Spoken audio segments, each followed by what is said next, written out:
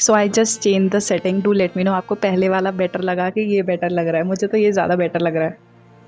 Looks so beautiful.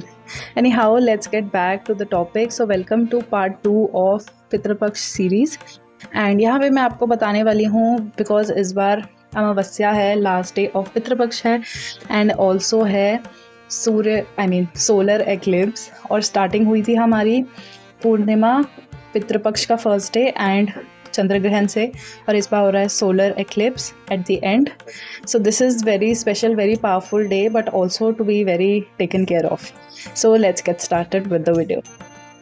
So guys welcome to part 2 of Pitrupaksha series. तो पिछला video था more about हमें क्या करना चाहिए related to our ancestors, but इसमें हम बिकॉज सूर्य ग्रहण की बात करेंगे जो सेम डे है on the amavasya day and which is also the last day of Pitrupaksha. So आज हम थोड़ा सा एस्ट्रोलॉजिकली भी इस चीज़ को समझेंगे। एंड अगर आपके पास अपना चार्ट है, आपको पता है आपका सन मून कहाँ है, तो दैट विल बी ग्रेट। अगर नहीं पता तो कोई बात नहीं, आप इन जनरल अपनी डे टू डे लाइफ में देख सकते हो कि ये चीज़ें आपको इफ़ेक्ट कर रही हैं कि नहीं। मतलब हम चार्ट देखते हैं ऑफ कोर्स, बट हम लोगों की लाइफ, लोगों की हैबिट्स, लोगों के रिलेशन से भी जान सकते हैं बाय ऑब्जर्विंग कि क्या उनकी प्लैनेट्स ख़राब हैं या कहाँ पे दिक्कत आ रही है, दोष थोड़ा बहुत, लाइक नॉट प्रॉपरली बट थोड़ा बहुत आप देख सकते हो। As per horoscope let me tell you कि क्या चीज़ें हो सकती हैं। अगर आपके पास अपना हॉरोस्कोप है तो आप चेक कर सकते हो। अगर आपका सन या मून वीक है, तो अगर आपका सन या मून वीक है तो डेफिनेटली आपको पितृपक्ष होगा, बिकॉज जो सन है वो फादर और ग्रैंडफादर को डिनोट करता है। मून आपका मन होता है, तो moon is also your mother. तो पिता हो गए सूर्य और मन हो गया, मून हो गया आपकी मदर। तो ये दोनों अगर आपके कहीं भी चार्ट में हैं ख़राब हैं, या फिर अगर आप देखो आपका फादर के साथ आपके ज़्यादा लड़ाई होती है, ज़्यादा अच्छी नहीं बनती, या मदर से कॉन्फ्लिक्ट्स होते हैं, तो आप डेफिनेटली सोच लो कि आपको पितृपक्ष का दोष है। बिकॉज सन मून कहीं भी ख़राब होंगे तो इट इज़ डेफिनेटली कि आपने कुछ बुरे काम किए होंगे, अपने पेरेंट्स को तंग किया होगा या एंसेस्टर, जैसे मैंने आपको पिछली वीडियो में बताया what all reasons can be there. तो definitely that is sign of Pitrupaksha. 9th house को माना जाता है that is the house of ancestors. तो अगर आपका 9th हाउस में जो राशि है और उसमें कोई प्लैनेट ऐसा बैठा है विच इज़ नाइस, मतलब अच्छा है, जो आपको बेनिफिट्स दे रहा है, तो मतलब आपको पितृ उस हिसाब से, मतलब बहुत सारे वेरिएशंस हैं। तो मतलब ये है कि आपको ब्लेसिंग्स हैं अपने पितरों से, और आपको कोई मैलेफिक प्लैनेट्स नहीं है उसमें। मतलब 9th हाउस में अगर सब कुछ अच्छा है, प्लैनेट्स भी, राशि भी, तो दैट इज़ कि हाँ आपका पितृदोष नहीं है। बट उसके बाद आता है, अगर आपने शिव पुराण, विष्णु पुराण या कुछ भी देखी है तो आपको बेनिफिट होगा। बट अगर नहीं देखी तो लेट मी टेल यू, सूरज और चंद्रमा, सन एंड मून के दुश्मन है राहु केतु। तो जहाँ पर आपकी कुंडली में राहु केतु कहीं पे भी सूरज या फिर चंद्रमा के साथ बैठे हैं, तो that is definitely going to cause some Pitrudosh for sure, because वो एक दूसरे के दुश्मन है। मतलब सन एंड मून के राहु केतु दुश्मन है। और अगर ये आपके 9th हाउस में है, that is definitely the house, 9th house is the house of your ancestors. तो अगर कहीं पे भी, एंड सैटर्न ऑल्सो, सैटर्न और सूरज की नहीं बनती। अगर आपको नहीं पता तो यू शुड गूगल इट और कुछ पढ़ो जाके इसके बारे में। इट्स अ लॉन्ग स्टोरी, वो किसी और दिन मैं सैटर्न रिलेटेड वीडियो बनाऊंगी तो उसमें बताऊंगी। तो सैटर्न और सन की नहीं बनती है। तो प्लस आप देखो पितृदोष होते हैं। तो पितृपक्ष के लास्ट डे ही सूर्य ग्रहण है, विच इज़ लाइक उस दिन सूरज के आगे आई थिंक राहु आ जाएगा सूर्य ग्रहण वाले दिन। और साथ ही आपका जो पितरों का लास्ट डे है, तो this is like energies are going to be very extreme, और आपको बहुत ध्यान रखने की ज़रूरत है उस दिन। दो इंडिया में विजिबल नहीं है इक्लिप्स, तो आप इतने ज़्यादा जो खाना छोड़ना ये सब नहीं कर, मतलब जो होता है ना कि मंदिर बंद रहेंगे या फिर आपने खाना पीना नहीं करना, एनर्जीज बहुत इंटेंस होंगी, वो आप अवॉइड कर सकते हो।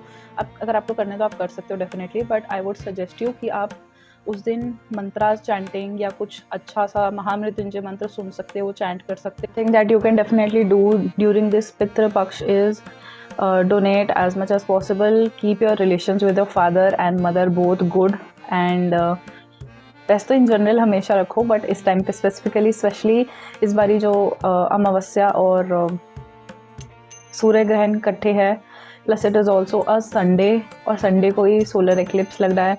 सो बेसिकली आप नवग्रह की पूजा, 9 ग्रह की पूजा करा सकते हो। और अगर आपको कन्फर्म है कि आपकी कुंडली में है ये चीज़ अबाउट कि पितृदोष है ही, या मेरी फादर से ज़्यादा नहीं बनती, मदर से ज़्यादा नहीं बनती, ये वो बहुत ज़्यादा रुकावटें आ रही हैं, जैसे मैंने फर्स्ट वीडियो में बताया, जाके देखो, तो आपको डेफिनेटली एक बारी पंडित को कुंडली दिखानी चाहिए, या फिर अगर आपको लग रहा है तो पूजा कराने में कोई हर्ज नहीं है। तो स्पेसिफिकली पूजाज की जाती हैं जिसमें पितृदोष को हटाया जाता है।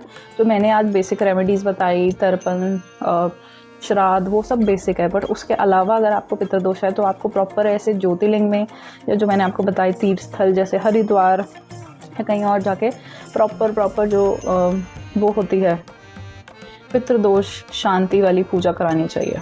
आई also want to talk about the fact कि हमें क्यों कहा जाता है कि हमें पितृपक्ष के टाइम पे कोई नया काम नहीं करना चाहिए, because it is seen as a sign of disrespect to our ancestors, because all they wish and they want is that we remember them, we offer them and feel gratitude, maybe ask for forgiveness। तो इस time पे कहा भी जाता है, जैसे specially लोगों को पितृदोष होता है तो उनके काम, वैसे भी कोई भी इस टाइम पे काम किया हुआ है, जैसे मैरिज हो गया, कार्ड, मतलब कोई भी अच्छा काम खरीदना करने से बचना चाहिए, क्योंकि सबके लिए ये पितृपक्ष अच्छा नहीं होता, बिकॉज काफ़ी लोगों को उसका दोष लगा होता है। तो इसलिए अवॉइड किया जाता है कि इस टाइम पे नहीं करना चाहिए, और कोई बात नहीं है, क्योंकि आपका जो अच्छा वाला काम है वो आगे जाके रुक सकता है, क्योंकि आपने इस टाइम पे ये स्टार्ट किया है, अगर आपके पितृ आपसे खुश नहीं है या फिर आपको पितृदोष है इसलिए। नाउ एज एन इंडिविजुअल हम सब क्या कर सकते हैं, ठीक है, ये सब चीज़ें सेकेंडरी होगी कि आपके है नहीं है वॉटेवर। आप एज एन इंडिविजुअल क्या कर सकते हो, आप अपने, जैसे मैंने बताया, डॉग्स को, काउस को, क्रोज को, पुअर को, ब्राह्मण्स को, पंडित जी को, सबको खाना फीड करो। मैंने बताया स्टार्टिंग में, पिछले वीडियो में, फर्स्ट पार्ट में, कि इसमें पैसे से ज़्यादा खाना डोनेट करने की इम्पोर्टेंस ज़्यादा है, वो कीजिए। फिर आप तुलसी, पीपल के पेड़ के नीचे सरसों के सरसों के तेल का विद काले तिल दिया जलाइए।